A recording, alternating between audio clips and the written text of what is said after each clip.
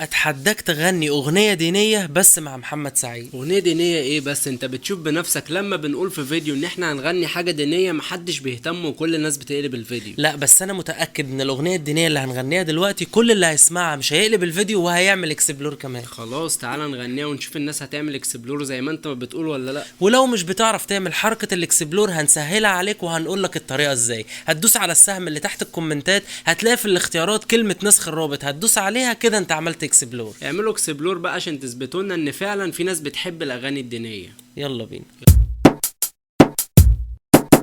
محمد نبينا بنوره هدينا، من مكة حبيبي نوره سطع المدينة. من صلى صلاته اتحلى بصفاته، يا بخت اللي في ظله ماشي يشفع له في مماته.